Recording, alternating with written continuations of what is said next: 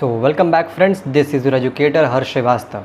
तो फ्रेंड्स, आज हम बात करने वाले हैं 14 मई सारे के सारे जितने भी शिफ्ट हुए हैं आज के पेपर के, कौन कौन से चैप्टर्स से फ़िज़िक्स में क्वेश्चंस आए थे, किस टाइप के क्वेश्चंस आए थे और कहाँ से क्वेश्चंस आए थे, सब कुछ अभी डिस्कस मैं करने वाला हूँ आपसे इस वीडियो में। मैंने बहुत सारे बच्चों से बात की, अलग अलग बच्चों से, अलग अलग शिफ्ट के बच्चों से, बहुत सारे बच्चों से बात हुई, तो उस हिसाब से मैंने सारे शिफ्ट का एक कंक्लूजन निकाल करके बताया कौन से चैप्टर से ज़्यादा क्वेश्चंस आए हुए थे और कौन से चैप्टर से क्वेश्चंस आज नहीं बने थे। लेकिन देखिए, ये बस आपको एक आइडिया देने के लिए एक वीडियो है। अगले पेपर में कोई ज़रूरी नहीं है कि ये जो है पेपर जो है ऐसा ही बने। जैसे कल और आज का दोनों दिन का मैंने बच्चों से बात किया जो पेपर जिन्होंने दिया था, उनके कहने के मुताबिक दोनों दिन में न्यूमेरिकल्स के क्वेश्चंस फिज़िक्स में ज़्यादा आए थे। कल भी न्यूमेरिकल्स अच्छा खासा आया था, आज भी न्यूमेरिकल्स अच्छा खासा आया था। तो इससे आप अंदाज़ा लगा सकते हो कि हो सकता है न्यूमेरिकल का पोर्शन आपके पेपर में भी ठीक ठाक हो सकता है। कुछ कह नहीं सकते एंटी का, लेकिन न्यूमेरिकल्स जो है पिछले 2 दिन से सारे शिफ्ट में न्यूमेरिकल्स आ रहे हैं फिज़िक्स में अच्छे लेवल के। और न्यूमेरिकल्स में भी कौन कौन से चैप्टर से ज़्यादातर क्वेश्चन आ रहे हैं? न्यूक्लियाई से आ रहा है, वेव ऑप्टिक्स, रे ऑप्टिक्स, जी सारे क्वेश्चन से ज़्यादा आ रहे हैं। वेव ऑप्टिक्स से कल भी यंग्स डबल स्लिट एक्सपेरिमेंट पे एक क्वेश्चन आया था और आज भी एक यंग्स डबल स्लिट एक्सपेरिमेंट पे एक क्वेश्चन आया था। लेंस मेकर फार्मूला से आया था क्वेश्चन, कल भी और आज भी आया था क्वेश्चन आपके न्यूमेरिकल में। उसके अलावा रेजोनेंस वगैरह पे क्वेश्चंस आए थे, कुछ न्यूक्लियाई के छोटे छोटे क्वेश्चंस फार्मूला बेस्ड आए थे, जैसा मैंने कराया हुआ था चैप्टर में।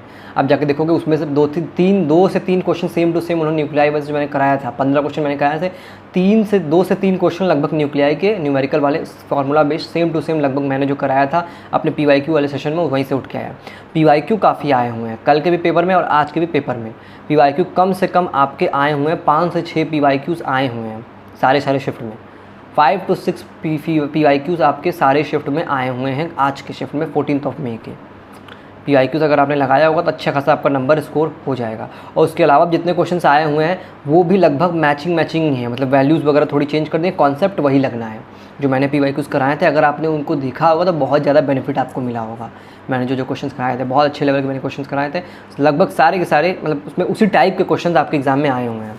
उसके अलावा मैच द फॉलोइंग से आपके कम से कम 2 से 3 क्वेश्चन बने हैं सारे शिफ्ट में आपके, कम से कम 2 क्वेश्चन 3 क्वेश्चन सब में बने हुए हैं। और इसके अलावा जो है आपका स्टेटमेंट वाइज क्वेश्चन 5 से 6 क्वेश्चन, 5 से 50 में से 5 से 6 क्वेश्चन स्टेटमेंट वाइज आपके हर शिफ्ट में आए हुए हैं। जितने भी शिफ्ट आज फिजिक्स के पेपर में हुए हैं बात करने के बाद मालूम चला 10 से 11 न्यूमेरिकल्स आए हुए हैं आपके। तो इसलिए न्यूमेरिकल्स की वजह से बहुत सारे बच्चों ने कहा कि सर ये पेपर जो था मॉडरेट टू हार्ड लेवल का था, ईजी नहीं कह सकते इसमें क्योंकि टाइम टेकिंग पेपर था। फिर न्यूमेरिकल्स वगैरह लगाने में टाइम लग रहा था, हालांकि कैलकुलेशन उतना ज़्यादा लेंदी नहीं था लेकिन टाइम लग रहा था, ठीक है।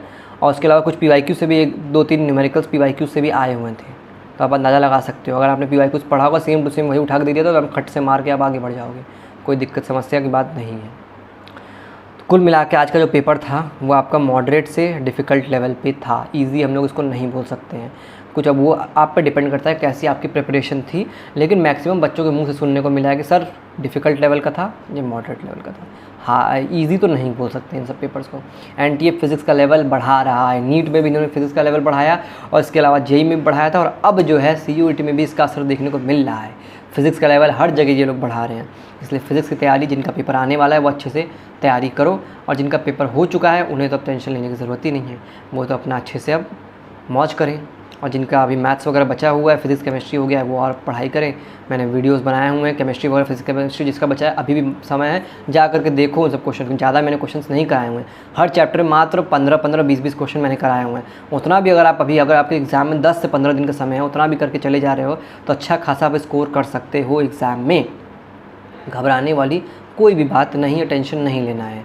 जी बस आइडिया देने के लिए मैंने आपको बताया था। ऐसा ज़रूरी नहीं है कि कल का पेपर में भी जैसे मैंने चीज़ें बताई हैं वैसी ही हो, लेकिन अभी तक के सिनेरियो में जो 13 मई का जो सिनेरियो था वही 14 मई में भी सिनेरियो रहा है फिज़िक्स का, ठीक है। इससे तब एक आइडिया आप ले लीजिए और अपनी तैयारी को और भी बेस्ट तरीके से करिए। जिनका कल एग्ज़ाम है उनको ऑल द बेस्ट, और जिनका जो है एग्ज़ाम हो चुका है वो जा कर के अपना एंजॉय करिए, अच्छे से पढ़ाई लिखाई करिए अपना अच्छे से, जैसा भी आपको ठीक लगे। और इसके अलावा चैनल को सब्सक्राइब कर दो यार, अपने दोस्तों को शेयर कर दो और बेल आइकन को प्रेस कर दो, क्योंकि अब से आपके लिए हर एक अपडेट जो है इम्पॉर्टेंट है। सारी अपडेट, एक भी अपडेट मिस करोगे आपके लिए प्रॉब्लम हो सकती है। इसलिए चैनल को सब्सक्राइब कर दो, अपने दोस्तों को शेयर कर दो। Bye bye, thank you, take care. अगर एग्ज़ाम आने वाला है तो उनको all the best. For your upcoming exam. और जिनका एग्ज़ाम हो चुका है, मज़े करो।